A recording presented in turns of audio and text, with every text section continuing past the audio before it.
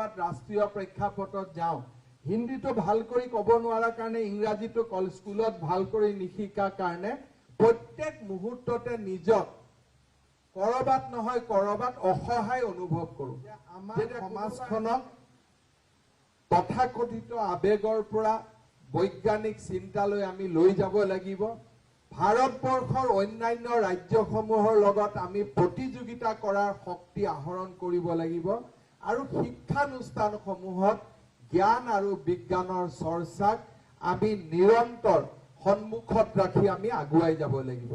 কানৈ কলেজক মই আহ্বান জনাম যে এখন বা দুখন স্কুলত আমাৰ অধ্যাপক অধ্যাপিকাসকল মাহত এদিন হলেও যাব লাগে স্কুলৰ ছাত্ৰ ছাত্ৰী 9-10ৰ ছাত্ৰ ছাত্ৰীসকলৰ লগত আপোনালোকে যেতিয়া কথা পাতিব তেওঁলোকৰ মনত যিবিলাক প্ৰতিভা লুকাই আছে লাহে লাহে বিকাশ হ'ব স্কুলত কলেজত যদি কেটছমেন এৰিয়াৰ পৰা আমি ষ্টুডেণ্ট আনিব নোৱাৰো অকল এনেই মাত্ৰ এডমিশ্যন লোৱা ষ্টুডেণ্টে যথেষ্ট নহয় আমি নিৰ্দিষ্ট কৰি ধৰি ল'ব লাগে যে মই 9ৰ পৰা এই ক্লাছটোক মই হাতত লৈছো আৰু তেতিয়া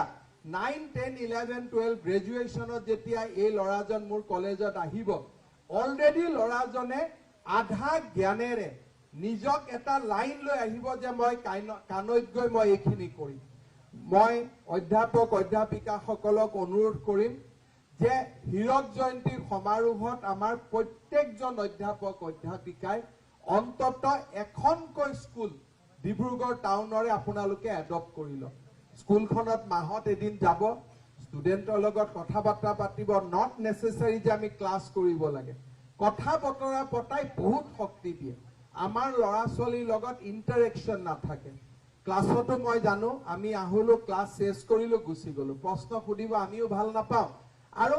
কথা বতৰা পাতিব আমি দিগদাৰি পাওঁ ইণ্টাৰেকশ্যন যিমানেই হ'ব আমাৰ ক্লাছটো সিমানেই ইণ্টাৰেষ্টিং হ'ব গতিকে মই আশা কৰিম যে আমাৰ অধ্যাপক অধ্যাপিকাসকলে একোখন স্কুলত যোৱাৰ অভ্যাস আৰম্ভ কৰক যাতে তাৰ পৰা আমি আগুৱাই যাব পাৰোঁ কানৈ কলেজত মই আশা কৰিম যে অলপ অলপ নতুন টেকনলজিসমূহৰ বিষয়ে আলাপ আলোচনা ইয়াত আৰম্ভ কৰক ল'ৰা ছোৱালী মটিভেটেড হ'ব স্পোকেন ইংলিছ আৰু স্পোকেন হিন্দী এই দুটা কথাৰ ওপৰত বহুত জোৰ দিয়ক আজি মই নিজে অনুভৱ কৰোঁ যেতিয়া কৰবাত ৰাষ্ট্ৰীয় প্ৰেক্ষাপটত যাওঁ হিন্দীটো ভাল কৰি ক'ব নোৱাৰাৰ কাৰণে ইংৰাজীটো স্কুলত ভাল কৰি নিশিকাৰ কাৰণে প্ৰত্যেক মুহূৰ্ততে নিজক কৰবাত নহয় কৰবাত অসহায় অনুভৱ কৰোঁ যেতিয়া কোনোবা এজন নেতাৰ লগত কথা পাতো কোনোবা এজন অফিচাৰৰ লগত কথা পাতো একজেক্ট ইংৰাজী শব্দটো মুখত যেতিয়া আনিব নোৱাৰো তেতিয়া মনত চিন্তা কৰোঁ মোৰ যদি স্কুলখনত কৰবাত মোক অলপ ভাল কৰি ইংৰাজীত দুটা শব্দ শিকালেহেঁতেন আজি আমি হিন্দীক বেয়া বুলি কম কিন্তু ভাৰতবৰ্ষৰ 50% ষ্টেট আজি হিন্দী ভাষী লোকেৰে ভৰি আছে যদি আমি হিন্দী নাজানো তাতে গৈ আমি কেনেকে মানুহৰ লগত কথা বতৰা পাতিম বিহাৰেদি যেতিয়া ট্ৰেইন যায় সদায় আমাৰ মাৰপিট লাগে মইতো নাভাবো যে আমাক মাৰিবৰ কাৰণে কোনোবা মানুহ বহি থাকে বুলি সমস্যাটো হ'ল যে কৰস্পন্ডেন্স কমিউনিকেশ্যন আমি কৰিব নোৱাৰো মই কোৰ্স ল'ব কোৱা নাই কিন্তু স্পোকেন ইংলিছ আৰু স্পোকেন হিন্দীৰ ওপৰত আমাৰ স্কুলবিলাকত অভ্যাস হ'ব লাগে নহলে আমি কেতিয়াবা যেতিয়া